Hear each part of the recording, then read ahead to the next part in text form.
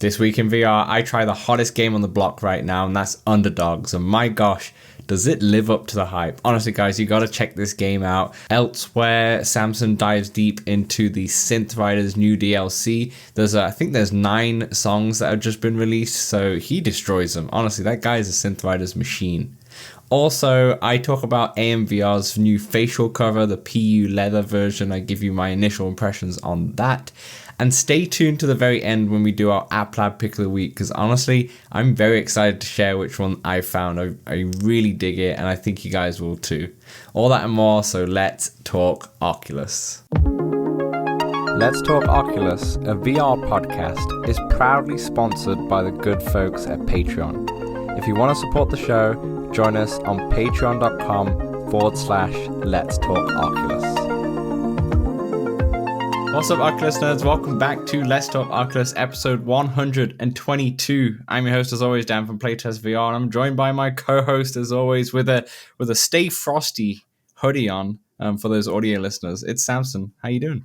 Yes, it's just Stay Frosty from Demio, not from the delicious, Wendy's Frosties, if you will. I thought you were going to say not from the weather that's in Boston and pretty much the East Coast over the last couple of weeks. Yeah, it's been pretty frosty. It was a rainy snow today, so it wasn't too frosty. Otherwise, it would have been a snowy snow. Fair enough, a snowy snow. How's all the more. Well, we had a lot of snow a week or two ago, but it's gone now. It's just pure rain, and we're back to classic Vancouver in January. So the perfect time to stay indoors, play a bit of VR, and then talk about VR to all our lovely friends on this podcast. So I guess you've been playing. Yeah, we've been playing, but we've only playing 2 games, and there's a reason for it, because the game's pretty good. Let's do some housekeeping real quick, okay? First of all, I just want to mention that from last week, we've been premiering the YouTube version of this podcast, our YouTube of at 9 p.m. Eastern time on Thursday. Samson, you were in. I darted in just for a couple bits right at the end just to say hey, but how was that, Samson? You were. It was a good time. It was a good time. A bunch of us came out. D-Max, Kim, Steve, Void popped in. I think Brandon came in and said hi. Maybe not. I'll give him credit whether or not he was there. You came in, and gosh, I think I forget a couple others popped in as well. There's actually 24 thanks for coming out. Yeah. There's 24 people who came in, actually. Wowzers. Yeah, we're doing it again. Only, I think maybe 8 or 9 maybe of actually was commenting and such, but I had a look at the stats afterwards, and it was 24 people on there. It was a nice little start. Especially with the YouTube, because we don't really get too many YouTube views. And it's at the same time as another podcast. We might QTC. Might move it to 8 or something. I don't know. Since I can have it on my phone and still be in the chat, could work. I don't know. We'll see. Yeah. We'll probably stick for 9 for this one week, but then maybe we can switch it up, because obviously, Brennan messaged to me. He said QTC was doing their podcast live at the same time, which is obviously a clash, because a lot of people listen to a lot of these VR podcasts, because it's a niche in the end of the day. So that's a good shout. I think maybe this week we'll stick to the regular time, but then maybe the week after we can see how it goes. We'll play around with it a few times. Yeah, we'll play around with it a few times. Also, come on down to the Discord. If you haven't already, the Discord's popping off. We have like 210 people in the Discord now. A lot of waving, saying hi. The links are in the description below. And if you're in the Discord, you will be well aware. Also, if you're a podcast listener, but you'll be well aware of the Walkabout competition that we're having right now. Dan, it's getting pretty. It's pretty wild, these scores. So let's get into it, Samson. First of all, what was one of the courses that you said? Walkabout.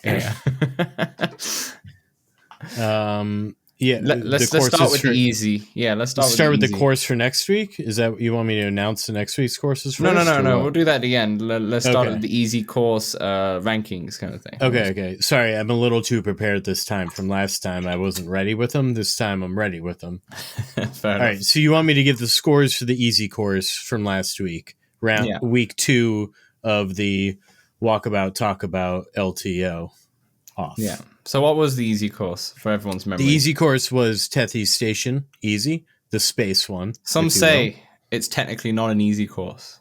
Some say. Yeah, it's got some holes that you can blow up on pretty easily, which is why they call it that, I suppose. Fair dues. Dan, we've had a little mix-up, though, in our top 3. Nice. Go for it. What is our third ranked Yes, player? our third ranked this week. Our third ranked is the Cobalt Dave with -15. That's a very respectable score at -15. Quite respectable, Dan. Quite respectable. Nice. Might I say, I was at a -11. Oh, okay. I have yet to, at the time of recording, I have not done mine, but I'm pretty sure I'm not getting double digits in Tethys Station. I did have a blow up hole. There were a couple. I was mixing eagles with double bogeys. So that was a good time. It was a good time. Fair anyway, enough. Number two, we have Destiny 11. Wow. Yeah. Destiny. We got a whole mix up now. Destiny, Led last week. Crushed it in both the hard and the easy mode last week at some silly scores. I think the easy mode last week, he, if my memory serves me correctly, got -19, more than a birdie per hole. Incredible. Dan, this is also a ridiculously impressive score. It's just that number 1 is ridiculously good. So Destiny 11 had a -20, Dan. What the and he didn't come first? Nope. Okay, just take me out of my misery. Who came first and what was their score? Nice. Parody for life. A big congrats. I don't know why I'm patting myself on the back. That's me patting you on the back, but you're there for some reason. I don't know. It's too good of a score, and my mind is blown, and I don't know what to do. What is it? -22, Dan. What the? That is some crazy golf. That is some crazy golf. Now, I believe those 3 were the last. Were in the top 3 last week too. But It's just facts. mixed. Yes. I'll tell you this: the Tethys Station, the scorecard is a whole lot of 2s and 1s. It's basically binary. This friggin' machine code. Yeah. That's fair. Wow. Congratulations, Parody for Life, for the easy mode. That is, I mean, all 3 of those scores are fantastic, but god damn. I do believe it was also her personal record. Yeah, very impressive. Pulling out all the stops for this one. Yeah. And before we get into the hard one, just so everyone knows at home, as I mentioned last week, we have participation prizes. In terms of games at the end of these 5 weeks. And also the best score, like total wrapped up, will get a t-shirt, a Let's Talk Oculus t-shirt, and the second place will get a Let's Talk Oculus beanie. So definitely jump in. Yep. And some people have called you out and say that they might get sent next year. They might do. I'll make it my personal. I'll put it on top of my priority list, is what I'm trying to say, to make sure I send them this t-shirt and send this beanie out. But my gosh, all those top 3 are running away with the prize. I'm not going to lie. I might have to give a prize to the very last place person at the end as well. But anyway, we'll talk about that. We might need just like a top 3 prize here. It's pretty crazy up there. Yeah, they all deserve one. They all deserve. Because let me tell you, Dan, it's not changing much for the hard course. It looks like these are the top 3 players. But okay, let's go. What the hard course was? Original Gothic hard, I believe. I do want to shout out. You know what? I'll give the shout out after I do the hard course here. Yeah. All right. So in third with -10, we have the Cobalt Dave. -10. Original Gothic hard. Wow. It's Dan. All of these, I feel like I'm just going to keep repeating myself, but they're all impressive. They're all very impressive. In fact, next week, I'm thinking of if I get enough of the scores early in the week, I might try to make some pie charts and tally up all, like put everybody's score for every hole in, and then we can say how many people, birdied this many holes, and we have a few more stats for the people, so I don't have to just talk about Dave, Destiny, and Parody for Life week in and week out here. Yeah. Anyway, because in second this week with -14, we had Destiny 11. Wow. And then -14. That's no joke. That's no hard. Joke. It's a hard course, Stan. Yeah. I say it's my favorite course out there, and this second I started hearing the Nutcracker play, I just started singing. I was loving it. It is. I think it is a fan favorite for a lot of people that this course is like up there. Also, Dan, so this course has the two, the hole where you have to hit it through the grate twice, and then it's got wires on it. Yeah. Is that the only time like something on like wires on the course is a mechanic? I can't think of that mechanic in any other course or hole. The wires in the. I think I'm mistaken you. Wait, I've just thought about. I thought you were talking about that hole where you've got the skeleton hanging and you have to go through the prison kind of and go through. Yeah. It's that one. Is that what you mean? Yeah, on the hard course, there's these cables that are on it. Yeah. That are on the course that kind of you got to go over. Yeah. That you got to go over. I don't know. I don't think so. But there's like, I think like Sweetopia, for example, as like the waffle and the blueberry waffle, which kind of is familiar to that, where you have to, they're not exactly wires, but they're the kind of same kind of mechanic, right? Of things. I mean, it's not like that's like a whole surface though, Yeah. But it does. Yeah. I don't know. I don't even know if that counts as a mechanic or just a certain element in there. It's not, I've never seen it again. There's never been like a string, if you will. Yeah, that's fair. Anyway, let's not delay any further, because with -8 freaking teen, Parody for Life. -18? -18. You don't a birdie on every hole. Don't worry, this audio is compressed. It's fine. But -18? Yeah, it looks like the real one was hole 11. She got a 2. That's on a 5. That's a par 5. Oh wow! My gosh, Parody for Life. Honestly, these three alone are just like incredible walkabout players. Stuff. I don't want this to degrade let me do my else. shout out. Oh, go on, go for it. Yeah. Let's shout out everyone else here. Because Alan in 4th place, you're right, Castleman 2023, I think he changed his name. Yeah. He is in 4th place in both of them. Just behind the top 3, with also impressive scores. So nice. Just want to shout them out there. Absolutely. I mean, I will put the leaderboard up on the video podcast, of course. And honestly, with these scores, I feel like if we get another week and it's these 3 at the top, I feel like I might have to introduce a new prize of like most improved. Of like someone who I've seen from week 1 to week 5.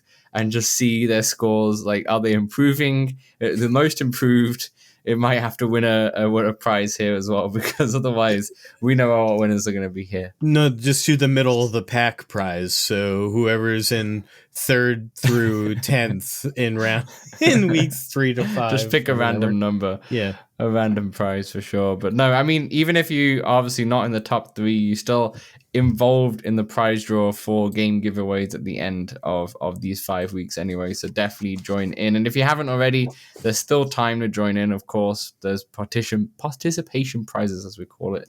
So definitely join in at any time. Dan, let me announce next week's courses here for the first time. We are going to be playing Cherry Blossom Hard and Seagull Stacks Easy. Nice. See, I find Seagull Stacks Hard very, very hard. Dan, don't confuse the listeners. It's Cherry Blossom Hard and Seagull Stacks Easy. My bad. I understand how every time we talk about this competition, I feel like I confuse the listeners. So I think next week, I'm just going to shut up and just let you speak for the whole segment. Well, this time I started with the hard course, whereas before I think I always started with the easy course. So I started the confusion. So there we go. But it is Cherry Blossom Hard Seagull Stacks easy. Yeah, there we go. Cherry Blossoms hard, Seagull Stacks easy, and plus we'll write them in the Discord anyway, so everyone will know under the Walkabout channel. So if you're not in Discord already, just join in. Last piece of housekeeping, which is not really housekeeping, it's just before we get into what we've been playing in terms of games, I got sent a new accessory from a company. Oh, baby. AMVR. And on the video podcast, I will show it up. Essentially, this is a facial interface, which is similar to the old VR covers pleather ones. And this is AMVR's version and such. So they sent it me. They also sent me their regular strap, which I haven't really checked out yet because I've got like 25 battery straps to get through. And there's a new YouTube channel video about the Kiwi strap, so definitely check that out if you haven't already. I would say I like it. It's much more of an improvement over the regular Quest facial interface. There's not many, if not any, pleather facial interfaces yet. We're still waiting on VR covers, which is meant to be sometime in January, but then they had to delay it a little bit. So we're still waiting for theirs in particular. So AMVR have come out with their version, and if you're used to the VR cover version back in the Quest 2 days, think about this as a cheaper version, like a cheaper version than the original AMVR. No, like the VR cover ones. The AMVR ones feel like it. It feels like a cheaper version. And when I say about that, I mean it's like the leather's thin. Okay, it's thinner. They don't give you options. They don't. No, they give you another option. There's something else in here. Actually, I haven't picked it up. It's not a leather. Let me just have a look here. It's called the Ice Silk Cotton. I think that's also in there as well. So they have two different ones. Yeah, no, I don't silk cotton. I know. But I haven't actually tried that one. I've tried the pleather one. And it's great. It works. It works exactly how I want it to work in terms of like it feels good. When I put the battery strap on for Kiwi now and it's the Quest is pressed in my face, it's actually feels very comfortable. It's a tenfold improvement by far. Okay, and if you're desperate to get a pleather one, if you're like, okay, I've been waiting for VR cover and they're not coming out one, and I need to get rid of this Quest one, go for it. Go ahead and buy it. I can't remember how much it is, but I think it's like $25 or it's around. It's not that expensive. Go ahead and buy it. However, it does feel like I said, a cheaper version. Like the material's a bit thinner. It has lots of air ducts on the actual facial interface, which is nice. One thing that I kind of don't like, just for my own I guess use case, is that I'll show it on the video version, but can you see there's like a Darth Vader kind of dome that protrudes from the facial interface at the top? Okay, essentially the problem like that. No, it's technically nice because it adds to the comfort and also really does incredibly well to block the light. That there's no gap at the bottom or anything like that. Like it does an incredible job. But the problem with it is that if I try and put my my like rubber facial interface on top when I'm doing the workouts, then there's a problem because it doesn't really fit properly on there. So it's too big. So that's a very unique problem. Gotcha. Obviously, that's not going to be a problem for most people. But yeah, overall, just quick impressions of using it for this past week. It's very nice. It's much more of an upgrade than. Are you going to stick with it? Yeah, I'm going to stick with it. Yeah, it's a much bigger upgrade than the actual having the Quest 3 on there for sure. At the same time, I'm also very much looking forward to that VR cover one again. Just because I liked when I remember having the VR cover and they had 2 thickness styles, and the foam was a little bit more padded and such. So I'm more waiting for that. Okay, but as like a stopgap, it's pretty good. And like I said, if you can't wait and you want to spend the few bucks on to get it, then go for it because it is solid. In the end of the day, it's just not as good as VR covers in Quest 2s. All right, perfect. That was my little quick accessory review. I like it. Let's get into what we've been playing. And Samson, let's start off with you. Let's start off with you. I think I've been taking the first game often for the last few weeks, so I'm going to start off with you. What have you been playing this week? I mean, I do get a lot of first games in a row when it's hot in Vancouver, so yeah, that's true. You get the whole summer. Yeah, exactly. Got into Breachers. We played a full on like 3 hours Friday night, Dan. It was pretty glorious. At one point, I lost 12 rounds in a row. 12? You lost? But you kept coming back. It was not as glorious. No, I got shut out one whole game, 7, and then I went down 0-6. But then I did come back and we tied 6-6. So yeah, fair enough. To 6-6, that's incredible. Yeah, fair enough. It's a little easier at times to defend. I think. Yeah. Fair enough. But yeah, super fun. Love using the B haptics, Dan. I love it. In fact, when I talk about another first-person shooter that I played last week, it doesn't have B-haptic support, and it kind of took away from it. Anyway, Dan, this week there was a Synthriders DLC. There is. And it's pretty good. I loved it all. No surprises there. You know, take my bias, take that with my little grain of salt. They're all great, all of them. I won't lie to you. So I have it too, but I've actually totally forgot about it until today. So I haven't played it yet. But it's the Electro Swing Essentials 2, right? And the Electro Swing Essentials 1, I really like. It's actually my favorite. I think actually it's not my favorite deal. Maybe the Lindsay Sterling one's up there, as well as there's a couple really good ones. You know, the Gorillas one's good as well and such. But it's up there. It's one that I always go back to when I'm playing Synthriders. So yeah, I'm not surprised that it still hits really well. It's a good one. Yeah. It's got some good rails. It feels good. And Dan, I started playing on 3 times speed, and boy, is it fun! What the fast? Wait! What difficulty? Master. You're on master, and then you're going 3 times speed. Jeez. So what I read was that that master is already 1.5. So 2 times is really just 0.5 faster than what normal master is. So 3 times is actually double master. Oh, speed. I see. What is there? Is there a difficulty after master? There is, right? There's one more. No, there isn't. Okay. I always thought there was one more. So you just need more difficulty. This game is easy for you. I wouldn't call it easy, but when I'm trying to work out and just go fast, yeah, I feel like I'm getting the full movement at 3 times speed, and it's glorious. Yeah, that's fair. So you're doing it for workout purposes, but then it doesn't feel like a workout, obviously, because it's just. Oh, I'm still sore from 2 days ago, but yes, it doesn't feel like a workout. It doesn't like you're not like bored in a way, right? Understand. It's not like going to the gym and you're okay, I could do this one, you know. I just kept going too, Dan. I played a lot longer than I expected to. Yeah. Which also happened with the next game I'm going to discuss, Dan. Oh, before you get into the next game, I just want to quickly dart in my. I have another. Play?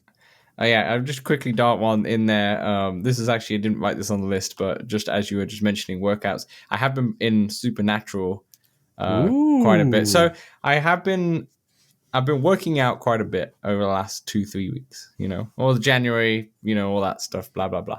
Right. But what I like to do on let's say I do a weight training on a Monday, Wednesday, Friday. I like to on a Tuesday and a Thursday still get a little cardio in, but this is where I bring in the VR workouts. Now, I did Les Mills. That's a play. Call what you want. We all know what you mean.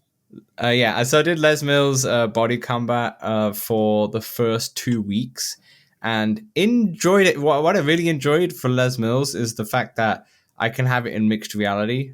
So most of the time I'm playing in my living room where there's a lot of stuff around still. There's like a little space where it's kind of open, enough for like a what do you call it? Enough for Supernatural if I'm doing the flow workouts and such. Like I'm okay if I put I have enough space. But there is stuff around in the end of the day. But it's nice to have it in mixed reality so I can kind of see the things around me. Obviously, that won't really work in Supernatural. Maybe it would work if you're doing boxing, but that's probably why they were not doing mixed reality.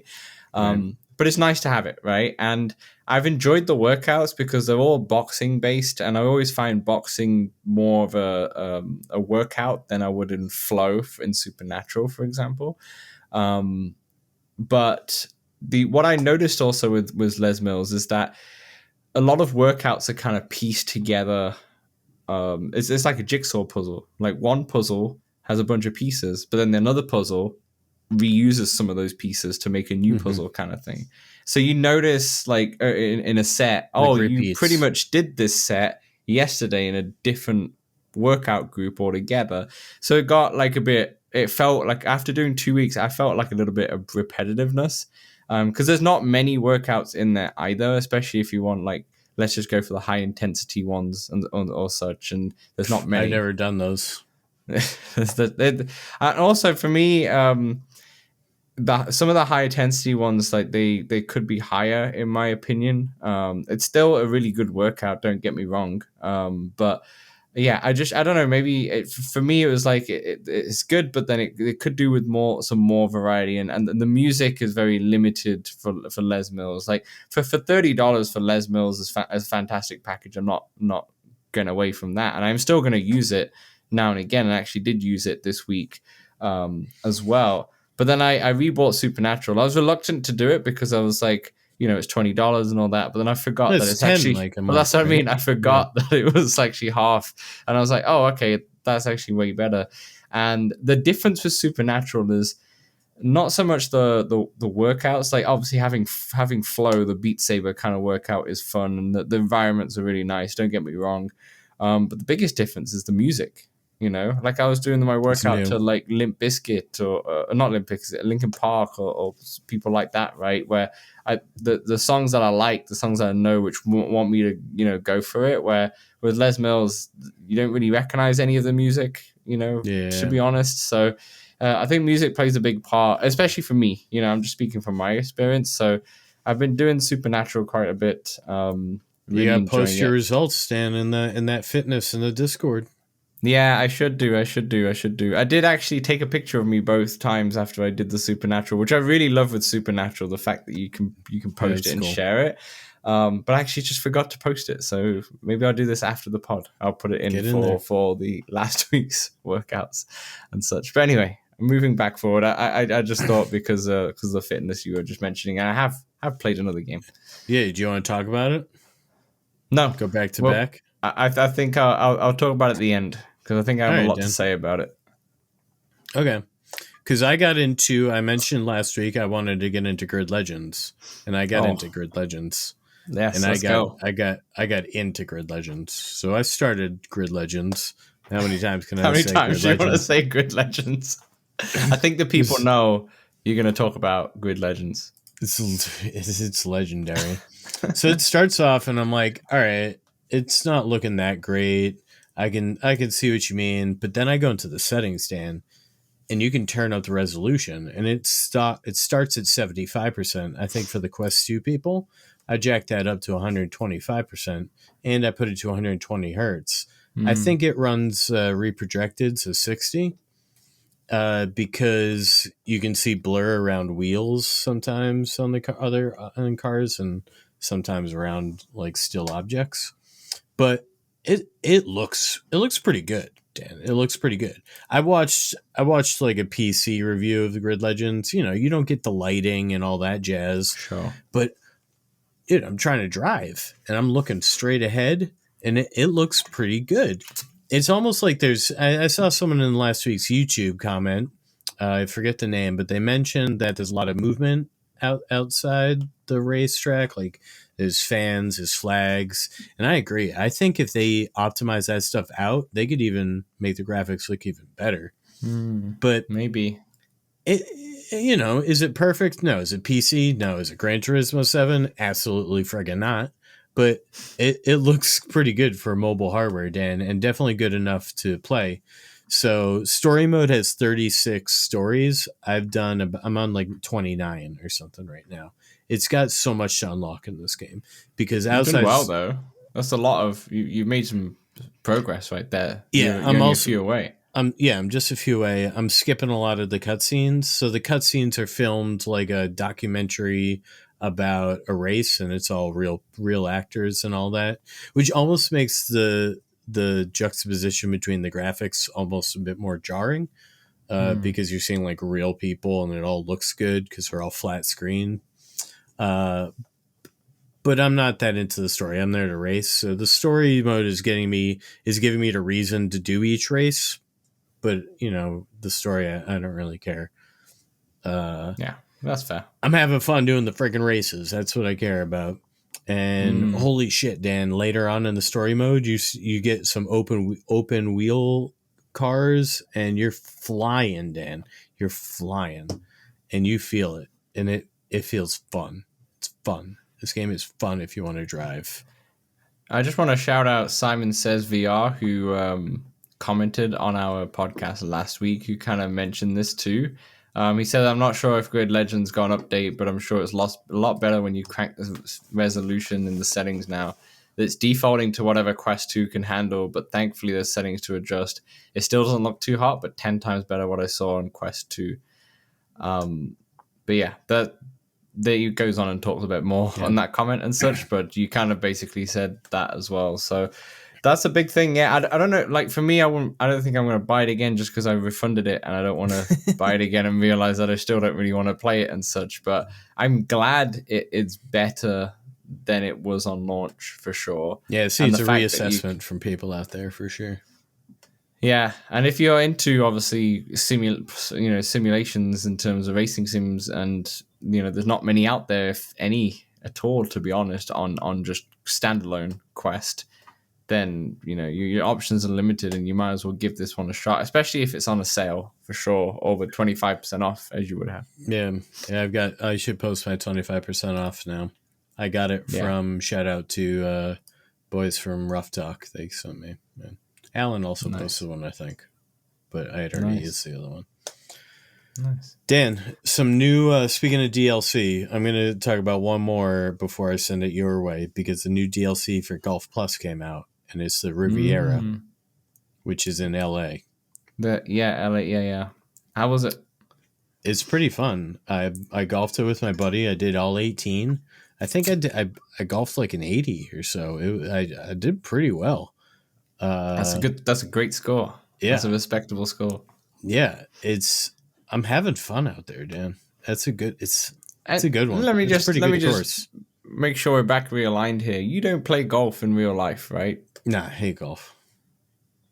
This is still astounding to me. I love it though. I love it. I like it in a great way, that the fact that you hate golf, but you love Golf Plus. And I mean, Walkabout is different, obviously, because that's mini golf. It's just completely different. But an actual, it's not a golf sim, but it's the realistic golf in the end of the day. I used to love it, which is great. Hot Shots golf. I mean, I guess this is still not Hot Shots. This is more like a Tiger Woods PGA Tour back in the day kind of thing, But wow, that's impressive. That's really good. 80. Yeah, I recommend it, Riviera, if you're into it. Nice. Do you have a golf club, or are you just using the controller? Like, do you have the attachment? I have it, but I don't have it attached because I switch games up too much. I was actually thinking of attaching my Pro controller to it, and then just syncing my Pro controller for golf games. Yeah, so it's already good to go. Well, that means if your Pro controller is going to play nice with you anyway. I did resync it. I used it for my Synthriders session, but then it overheated when I went to play golf. So nice. Nice. On that, before I get into the game that I've been playing, is anyone's in the Walkabout competition, obviously, that we mentioned earlier, is playing with one of the Hello Real golf clubs attachments rather than just controller? Let me know.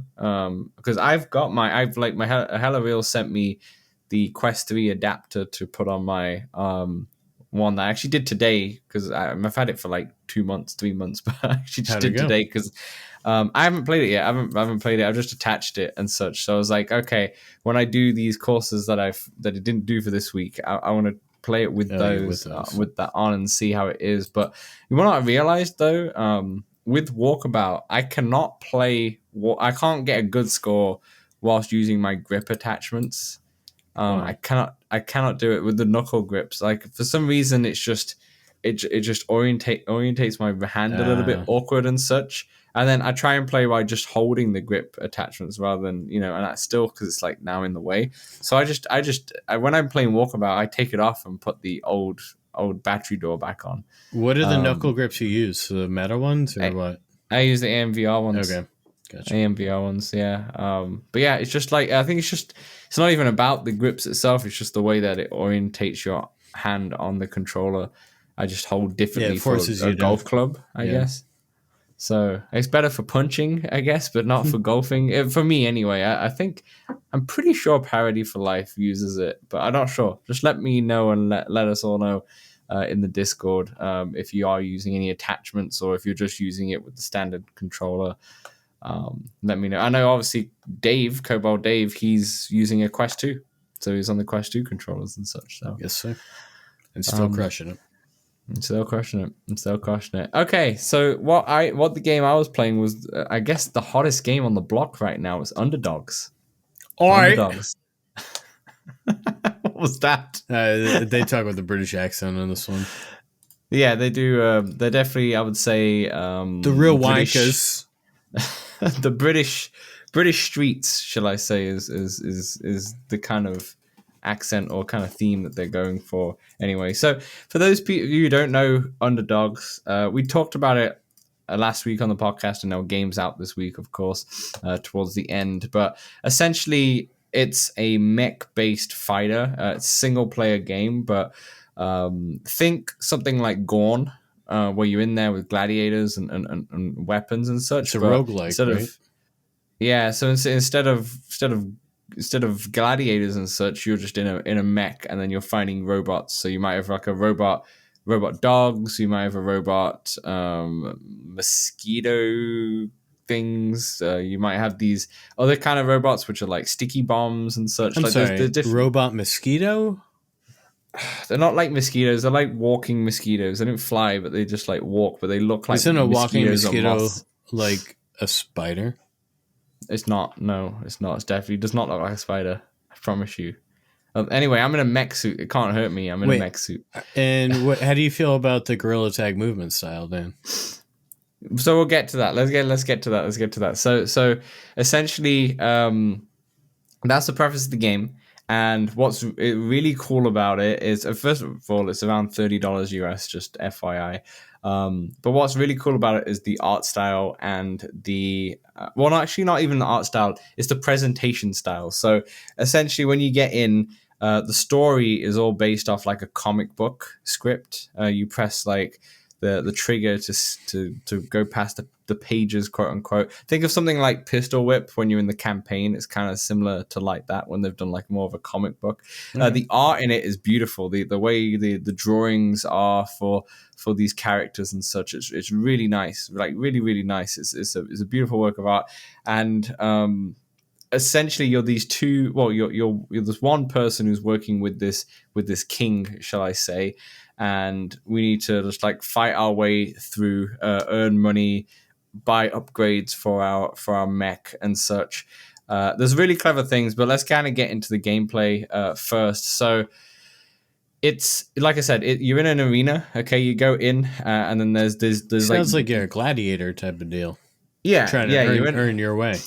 That's exactly right. So it's a gladiator. The whole idea is like you're in like a post-apocalyptic world where you're in this area where these are the only humans that exist in this world. Everything's like very Ready Player One. Things have gone to crap. Everything's, rough, and there's fire, there's riots, there's all that stuff, And anyway, you're in this arena, in this mech arena or gladiator arena, and you have like, I don't know, maybe 8 or 9 doors all around you. Okay, and essentially in the early levels, only a couple doors will open. It will flash red, and then it'll open, and then the robot will come out, and it tries to attack you. You try to beat it up, etc. Okay, and then you kind of make it through the level. That's kind of how the gameplay is in a short sense. Now, let's talk about how to move and how to traverse and such. Okay, so let's do it.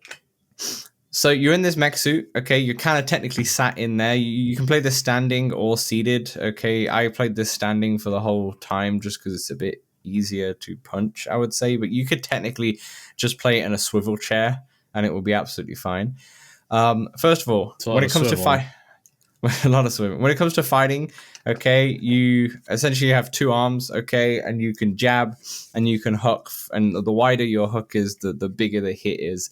The other thing that you could do is obviously traverse.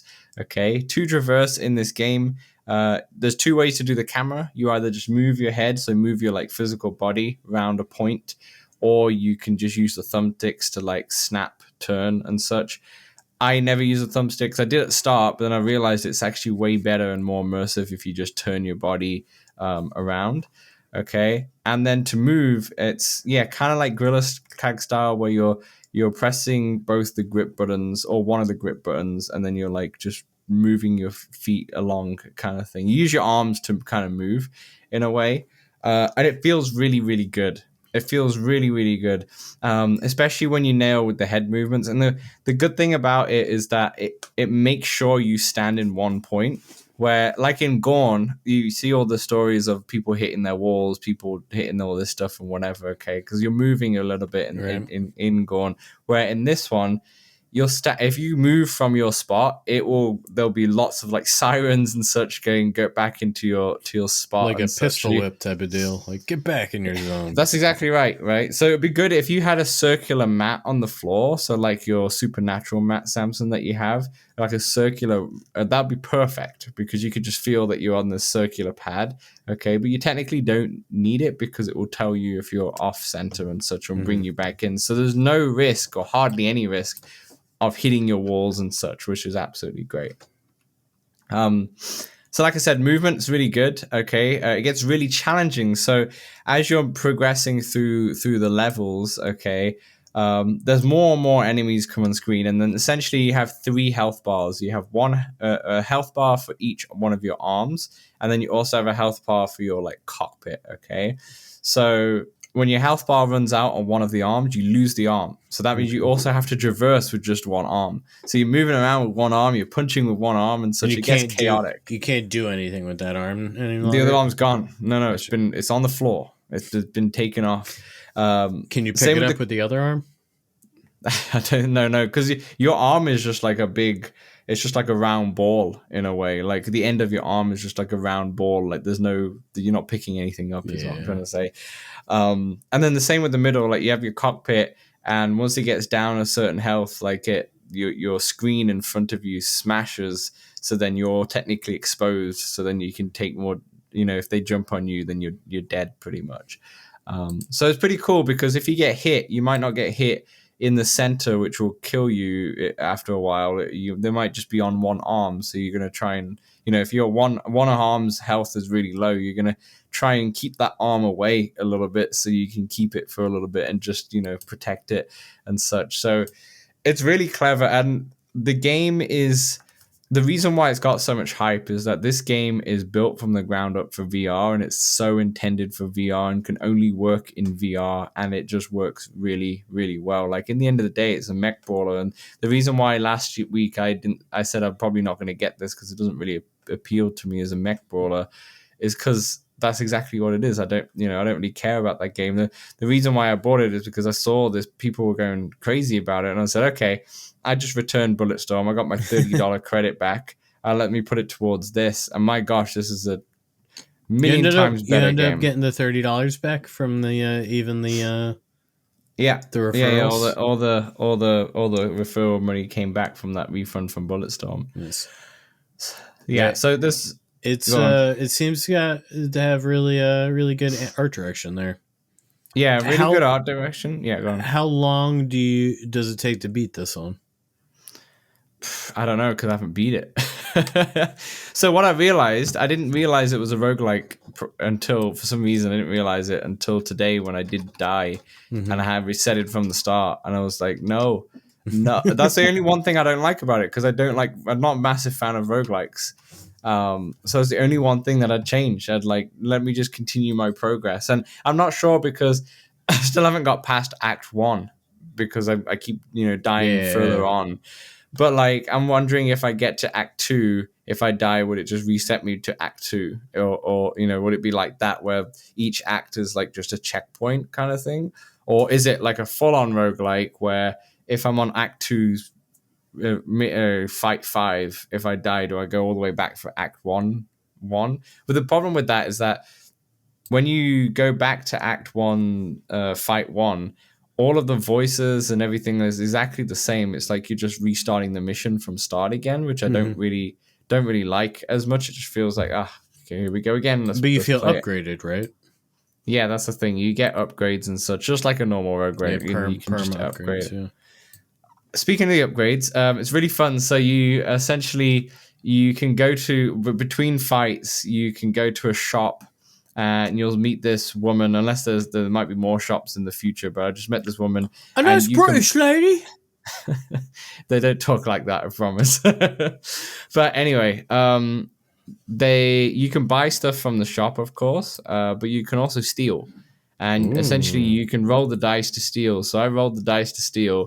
I missed the opportunity, and then she banned me from the store, which affected me later on because in the fight you have to someone sponsors you from the fight. You have like 2 different sponsors, and you can choose which one. And if you choose one sponsor, you have to do a specific type of fight. Like one's like fight in the dark, and you'll get these upgrades or whatever. If you do this other sponsor, it's fight this specific type of fight, and then you've also get upgrades essentially. So when I cheated out the shopkeeper there, you lost the sponsorship. Yeah, I couldn't choose her. Like I had to force to choose the other one who was fighting in the dark. And luckily because it was easy, it was like early on, it was quite simple. But the arena itself is pretty cool because it starts off, just as a great arena, but then with nothing really in there and you're just fighting. But then as you're going in, there's more obstacles in there. So for example, there was the one that I actually died on recently where there was like, I don't know how to describe it. It was basically a rolling pin of spikes, shall I say, just on the side there. So you can use that to like push people into, or you could obviously hit it yourself and it would cause damage as well, which is what I forgot actually. Another way to fight is if you use both arms to traverse your way forward into somebody, that really pushes them and inflicts a lot of damage. Slam them. Like, yeah, I actually do that quite a lot. I do that quite a lot, but then I realize you could also it can cause damage to yourself too. Like you can leave yourself exposed that way as well. So it's very clear. It's very good. It's just a well built VR game, and it's very refreshing. Especially when we played. I played Bulletstorm last week, and then this is just a port, and it just doesn't really work well. And they're just trying to fit a flat game into a VR, where this is like, we don't care about flat games or what this will look like. We're going to just actually do this for VR and make it make sense. And the traversal makes sense and everything just works perfectly. Is this an amazing game? By all means, stretch the imagination. Not really. It's not breathtaking in terms of it's a mech brawler in the end of the day. But what's breathtaking or was just nice breath of fresh air is the fact that it's a game built for VR, and we don't have that many, Even like Asgard's Wrath 2, I know I haven't played it yet, but that game could be done in flat screen as well and such. Nah. I mean, there is games like that. Think about like Assassin's Creed Valhalla and Odyssey and such, and that's pretty much what Asgard's Wrath 2 is trying to do as well. So I think people who have played that one would disagree, but I'll let them speak up. Okay, maybe I need to just play it more than anything. But I mean, I'm not saying that's a problem. But it's nice to have these kind of VR games that are built from the ground up, who are like with VR in mind more than anything. Yeah. We don't have enough of them, is what I'm trying to say. And I think this game is going to pop off, really. I think it's going to continue to get more and more popular. I'm wondering in the future if there's like a multiplayer kind of aspect to it to be involved. Right now it's just single player. I'm not too sure. But having multiplayer mech fights might be fun, or like having, I don't know, like how Halo has these random games where you can like play Rocket League basically, but through Halo. I can't remember what it's called, and these other random kind of match types and such. I'm wondering if you could incorporate some of those kind of random off games, the cup like match types that you could have in multiplayer maybe you could have this game with like a Rocket League kind of feel or such to, I don't know. But yeah, it's a really good game. I would advise most people to buy it just to see what it's like and play it, because within that first 2 hours you get a good sense of how this game is. So if you want to refund it, you can do. But I understand the hype. Everyone's going crazy. There's a lot of reviews out there. I haven't seen any reviews yet, but I've seen a lot of like high ratings and high regard, and I agree. I prefer playing Assassin's Creed Nexus over this for sure, but I love what this game is doing, and I would definitely recommend it. Yes, definitely recommend it. Samson, anything else you've been playing? Well, it was it's my app lab, I guess, because Let's leave that to the end. I'm very excited, by the way, to talk about my App Lab pick of the week. I'm buzzing for it. I really like this App Lab pick of the week, but you'll have to wait till part 3, and that will wrap up our part 1, because we've got to cover some news first, and then we'll get to the App Lab Spread the news. pick of the week. So we will see you in part 2. Hey, we know public lobbies in VR games can be a bit toxic, feel a bit empty at times. That's why we created the Let's Talk Oculus Discord, a friendly community that you can join for multiplayer meetups, general VR chat, the game, and chat about VR, fitness motivation, and there's even a very impressive 3D printing channel. Join over 100 of our community members in the Let's Talk Oculus Discord for free. The link is right in the description. All right, welcome back to part 2, the VR news. We have quite a few news stories to get through today, actually. So let's start off with a very, very exciting one. There's an official Dungeons and Dragons VR game which has been announced by the Demio studio, i.e. Resolution Games. And so actually, I don't know if the studio is actually Resolution Games, but they publish it at the very now least. It's facts. You said it. So now it's facts. So Tommy Palm, the CEO and founder at Resolution Games, prepared a statement, and he said, "As anyone who's played Demio can guess, we are incredibly huge fans of tabletop role-playing games. Dungeons and Dragons offer one of the richest fantasy worlds that has ever been created, and it only gets bigger with every new source book and adventure. We're beyond humbled to have the opportunity to work with such an incredible IP, and look forward to sharing the first details on this new project in the future." it's crazy to piggyback on the Baldur's Gate 3 there. Boom. We're next. Absolutely. Dan, now, are you a D&D fan? I've never played it in my life. I've just never had friends who like to play it, so I never ever played it. I would always love, because you have to find it. You have to go to D&D places and make friends there. You don't. You got it backwards there, and you got it backwards. Yeah. I guess I should have. I did get once. So I do have one friend who does play D&D, and they asked me, I think last year at some point, if I wanted to join in, because I always expressed I always wanted to try it, because I feel like I'll have a good time with it, but I don't know if I would, but I always wanted to try it. And then she told me that I had to schedule, it's like going to be every Thursday from like 6 like to 3 months, 9 to 10, or for 3 months. And I was like, oh, this ain't no Monopoly, this is no Demio 3-hour session. You have to have an imagination, Dan, which is where I fall very short. However, the video game, I think, takes place, of my imagination, and allows me to visualize everything I can't visualize myself. That's what RPGs are in general when it comes to video game RPGs, but right? I'm not jumping on the hype cycle. I'm letting that hype cycle go past me with this one, and I'm going to wait and see. And I know I love playing games with friends, but I don't know the first thing about D&D, Dan. So I'm going to need people to play with, because you can't just play with bots. And I'm going to need people to play with who teach me.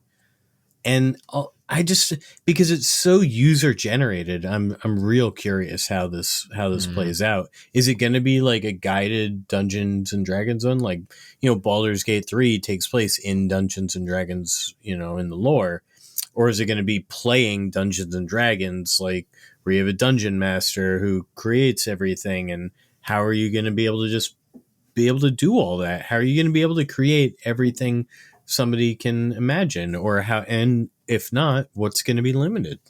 Yeah, I agree. It'll be as limited knowledge of Dungeons and Dragons that I have, and I guess both of us aren't the perfect people to talk about this, to be honest.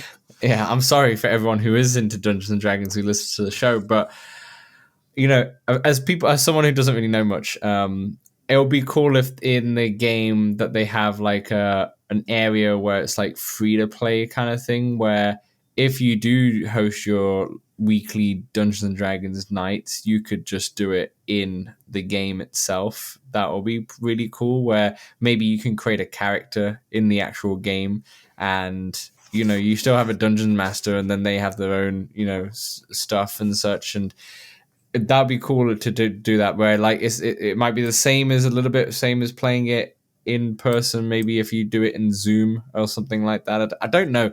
You know what? I'm going to stop because I don't have a clue what I'm talking about. I just don't know Dungeons and Dragons. It's like if we just created like a lacrosse podcast, and we're just like, lacrosse. Yeah. There's a lot of running. They throw the ball. It's pretty high scoring, Dan. Is it? Exactly. So like, I don't know, but I think it's exciting because it's the perfect IP. combination. It's a big IP. I get it. It's a big IP. This might get a lot of people into VR if it does well as Demio has done and such. Okay, so all right. Potentially, you think people see there's a D&D game and are like, I'm going to buy Quest 3 now? It depends. It depends on the hype. I think a lot of people would who are in that kind of audience for sure.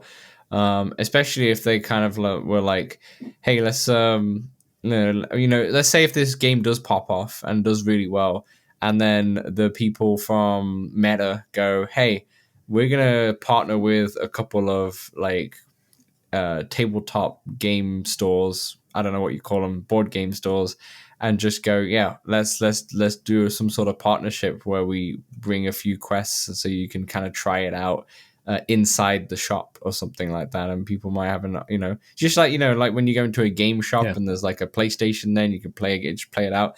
Like maybe they have like 2 or 3 headsets in there they're partnered, where they like you could just try it whilst you're also playing other board games in there just to see what it's like just to get that audience involved. But depends on how it does. But I don't know. I'm not too sure. Like I said, I don't really know this as all I know is that it's the perfect marriage in terms of IP and D&D people seem to be pretty excited. So I'm excited for them.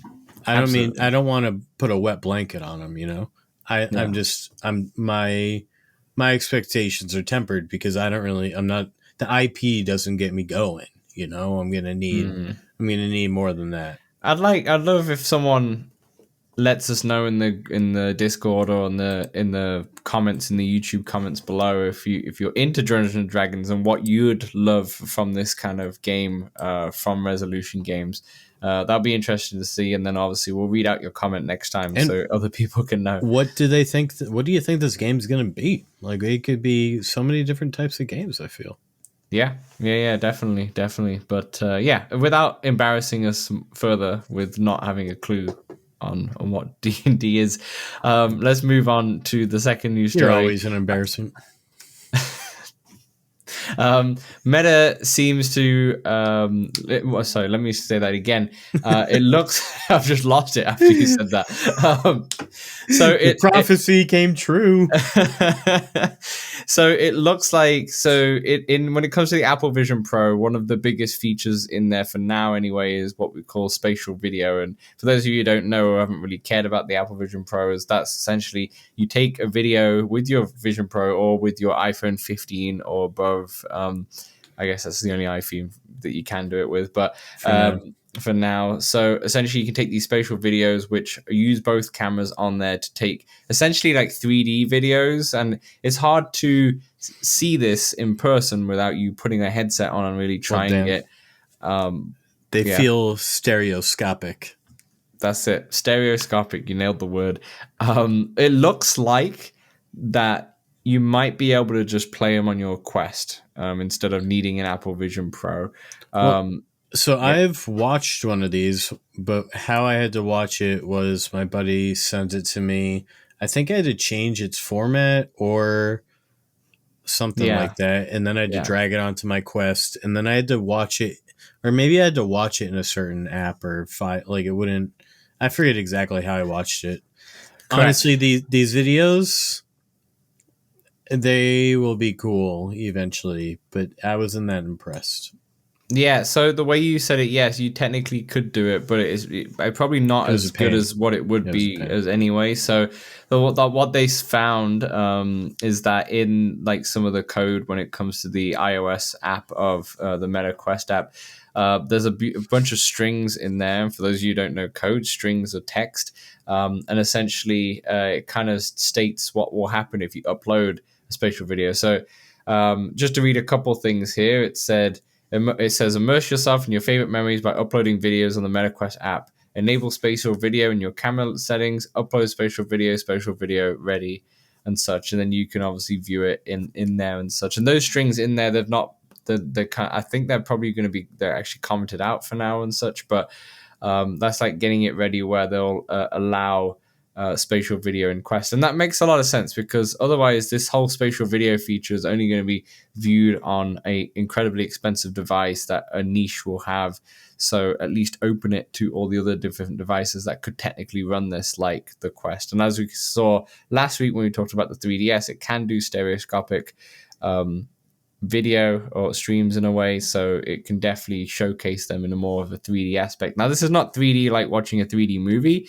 It's the actual depth of the actual video itself, which is meant to be like you're watching it back in person in a way. And I personally don't really know what it looks like because I haven't seen it yet. It feels like the 3DS Citra thing. Yeah. So I'm hoping for that. And by the way, just on the Apple Vision Pro quickly, by the time this recording comes out, Vision Pro will be out the day after, I think, and I'm going to head down to Seattle on Saturday and see if I can see it. Potentially. Me and my couple of friends have been talking. That's a trip. Yeah, we could do a little day out in Seattle, as well, whilst we're there. The thing is, it's the fact that you have to wake up 8 a.m. You have to be first person in on the app to try and book a time slot and such. So we'll see if it can happen. Samson, are you planning to go down to an Apple store? Yeah. I want to see them for sure. Yeah, so I'm gonna try and do that on Saturday. See if I can give my thoughts. If not, I'm not going out of the country. I'm not internationally traveling. I might travel out of my state, I guess. So I think it will take me 2 hours drive from where door to door, I would say, to the Apple store. So it's not too bad. It's down the road. Seattle's down the road. Okay, moving on. A quick thing here. Meta is working on making Quest headsets work in moving vehicles like airplanes.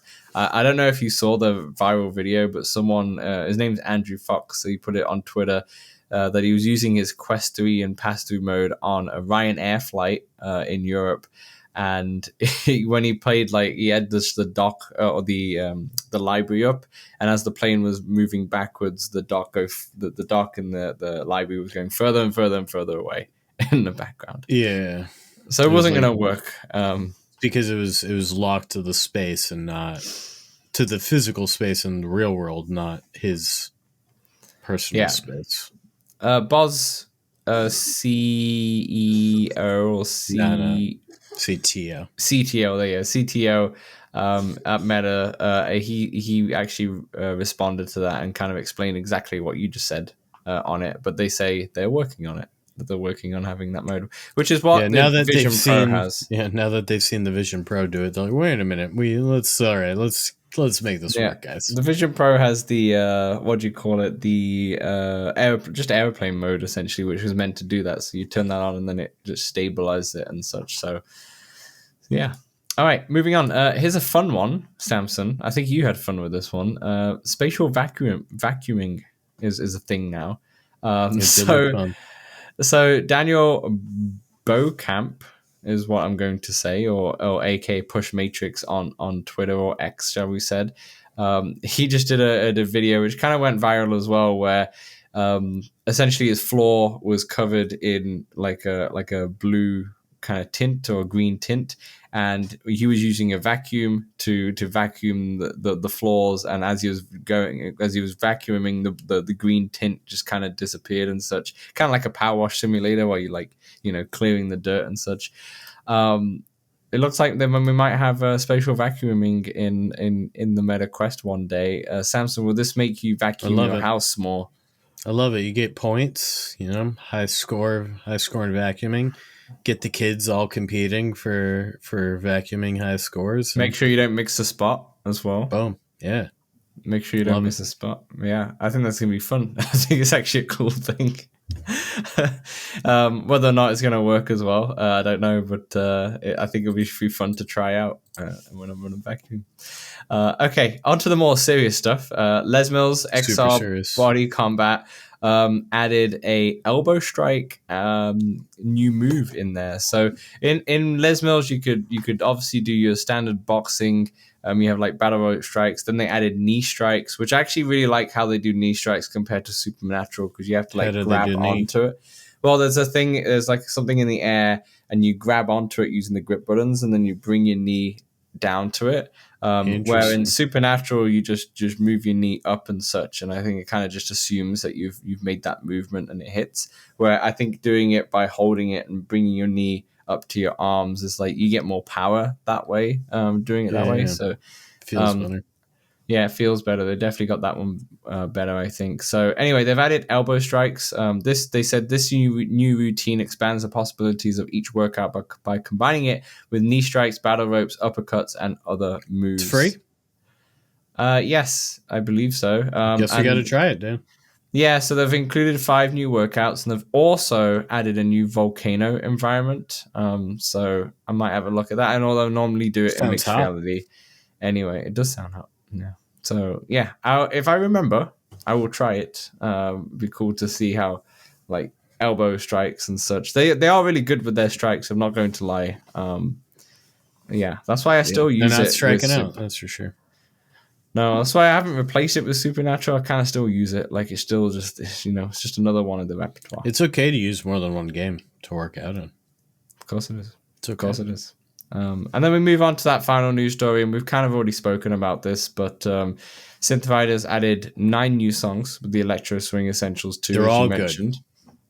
So the fun thing about this, for anyone who is not sure, there's 4 of those songs are going to be free. And they normally do this on the DLCs. I'm not sure if they do it on like the main artist DLCs, but like any DLC, like there's a lot of free these ones, packs, they have half free and then half paid. So then they have 5 songs which you pay, and I think they're $1.99 per song or $8 for the whole bundle itself.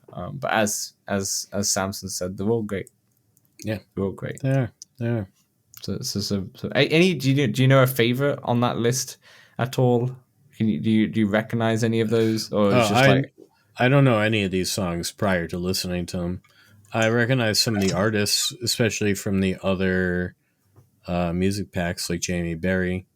I'm a fan of, from the paid one, I'd say Magic Man I'm enjoying, and from the free ones, I do like Silent Movie. It's not the most like fast-paced worky-outy one, but that one's fun. It's a good tune. Very good, very good. Yeah, I'll try and make sure I play that for next week for sure. But all right, that's kind of your VR news. That's the VR news wrap up. Nice, simple, bing, bang, sweet. Boom. We'll wrap up part 2, and we'll come back at part 3 where we will talk about our App Lab pick of the week. So we'll see you then. Let's Talk Oculus is available on all good podcast platforms and some rubbish ones as well. If you want to see the video version, it's available on YouTube and Spotify. And also, if you love us so much, then consider throwing us $1 at patreon.com/Let's Talk Oculus. Back to the show. All right, welcome back to part 3. Normally games out this week, but there is no games out this week. So we're going to fast forward to our App Lab pick of the week. And for those of you who don't know, if you've not listened to every show or anything like that, each week me and Samson play a bunch of App Lab games, or just one if it's good enough, and we will spit out our pick of the week. Dan, I got lucky this week because I almost didn't have one, and then I was like, wait a minute, that game was actually on App Lab, so I'm good. Okay, well, go ahead. You can start the Samson. Tell me. I'll start. You start. Yeah, you start. You start. All right. What is your App Lab pick of the week? My App Lab pick of the week is Veil VR. Veil VR. And Veil VR, for those that don't know, is a first-person shooter. And it feels like, for flat gamers out there, it feels like Call of Duty. For VR gamers out there, it feels like Alvo. It's fast-paced. There are a few game modes in it, and it's in beta or whatever currently. A bunch of the people we ended up in a lobby with joined in when the Quest Alpha was going on. Mm-hmm. Some of them, they knew what they were doing. Some of them. And it's pretty fast-paced. Way more fast-paced than compared to Breachers. Dan, every time I play another shooter, I just end up comparing it to Breachers, even though I know nothing can be... It's not meant to be that. Yeah, that's fair. But I just prefer the slower paceness. There's one game mode in there in Veil that feels like the Breachers game mode. I did kind of enjoy that one the most. I also kind of like the free-for-all, but I don't know the map, so I just kept dying. Mm-hmm. And it seemed like people knew where the spawn points were. Mm-hmm. But if you're into a sort of more fast-paced game, grenades felt better than in Breachers. That's true. And the lobby seemed pretty active, Dan. So apparently it's getting bigger and bigger as Veil's a big one, to be honest. I'd be surprised if not many people know about it. I'm not sure if it's coming to the store soon. I believe it is eventually. I'm not sure exactly when. But yeah, health regens in some of the game modes, so you don't need, like in Breachers, you need the health stim to gain health. But I'll be playing again next weekend, so I'll have more to say.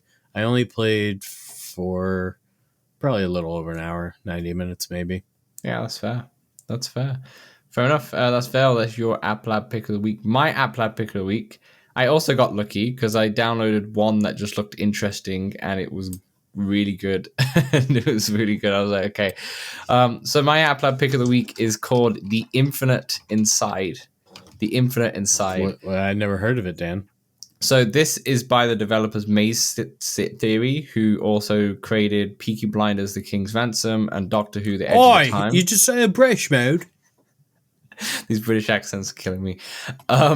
I never played the Doctor Who one, but I played the Peaky Blinders one and really didn't really like it at all. This is a very different game, and I'm really digging it. So first of all, it's in early access, so it's on App Lab. Okay, it's a demo. There's only 2 levels that you can play for now, but both levels are very polished and such. And essentially, this is a puzzle game. Okay, kind of has some like jigsaw elements. So I would say, Samson, you should definitely try it because it has, even though you're not a massive puzzle person, there is a lot of like puzzling places. I like puzzles. Yeah. Yeah, fair enough. I got really stuck on the second one. It took me a while, but then I finally got it. But I'm more inclined to wait till it's finished, though. But I would definitely check out the demo of this. So the cool thing about this is that if you play this on Quest, like obviously everyone listening to this podcast does, you get to experience it in mixed reality. And this actually coming out on Vision Pro and on Pico as well. And it's also on PlayStation VR 2 and Steam, but the latter two, if you get it on Steam or PlayStation VR 2, you don't get the mixed reality aspect. And I'm not going to lie, the mixed reality... Maybe, but maybe not. The graphics are so sharp already and there's not many elements or such. So let me kind of go through what it is. So what happens is that in mixed reality, in your spot, you can choose to play it in just regular standing mode, or you can choose to play it in room scale mode as well if you wanted to.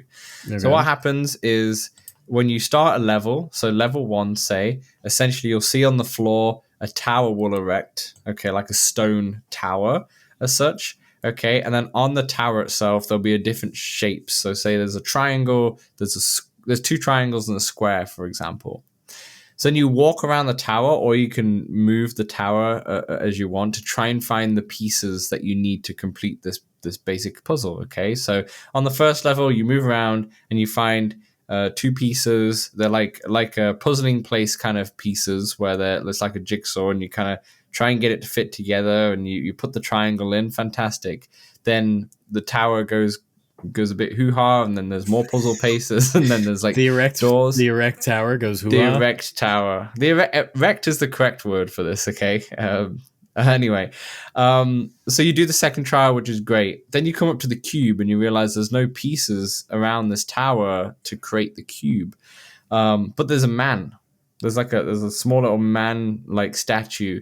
So you grab the man and you go somewhere else on the tower, and you can place the man on this platform. When you place the man on the platform, it goes into virtual reality, and all of a sudden you're in this kind of labyrinth kind of world. Okay, a lot of stones everywhere, but you're in a labyrinth world. And the way you traverse, if you're not doing it in room scale, which obviously I wasn't because I don't have any big enough area for a room scale game, but do you remember that game Silhouette that we played with the shadows and such? And you kind of put your hand forward and then you teleport across to different points. That's pretty much what happens. So essentially there's these orbs, and you place your hand up like you're doing the Force, for example. Is this all hand tracking? I'm not sure if it's hand tracking. I was using my controllers, but it feels like it could be hand tracking. But as soon as you press the grab button, you essentially jump to those points. And this could easily be hand tracking, but I'm not sure if it was or hand. They could easily, when this game ships, add hand tracking because it's simple enough that hand tracking is fine. You don't need any buttons here. And then you're going through this labyrinth, and you're trying to find all these different puzzle pieces. Okay, so when you find a puzzle piece, you put it toward your watch, it beams it back into your like mixed reality, into your real world in a way. Okay, and you keep going around the labyrinth until you find all of the pieces that you need to make the cube. And there's lots of like in the first level it's very simple, but in the second level it's a quite big place. And there's a lot of environmental storytelling. You can see the character in front of you doing stuff. Does it feel like the Seventh Guest? I was about to say, it feels like a Seventh Guest sometimes when you see the person in front of you doing some actions, and they're like taking pictures or whatever, and you're going over there and it's like they're disappearing and such. And there's a lot of, like I said, environmental storytelling where there's like books on the floor where it shows creating puzzles, and there's a radio and all these little bits. And I feel like right now in this demo, there's not much story stuff because obviously it's just showing you what it's like. It's in early access, but I feel like when you do into the actual main game, they did say, I looked on their website, and that it's going to be a narrative rich environment. So it's going to be a full-on story through this game. It gives me very Witness vibes in terms of environmental. It's still pretty early in that development. It's early. These 2 levels are incredibly polished, so there's no like glitches or any issues in terms of that performance-wise. They're very polished, so I would definitely recommend, and it's free, obviously, to just try it. It's only 2 puzzles. It won't take you longer than 15 minutes unless you get really stuck. But the really fun thing, the really cool thing about it is that when you're in that labyrinth, you feel like you're in this like dream-like kind of place, you know. And then once you have this like smartwatch, and you beam your puzzles back, and once you've found them all, you put the statue guy back on this other platform, and then you kind of beam back to your world, your own room, and you got the tower in front of you and all the puzzle pieces, and it's like, okay, let's try and make this cube. And the first one's quite easy. The second one, the cube took me a while, and I could see how this will be like really, really difficult to kind of make these puzzles.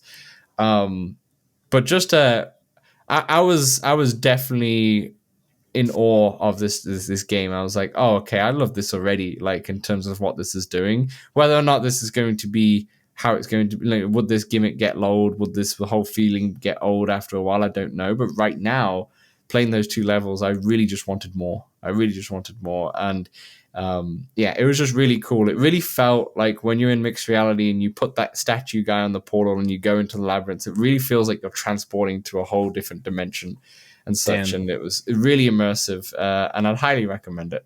You mentioned it being free. That made me realize I forgot to say Veil is $20 also. Nice.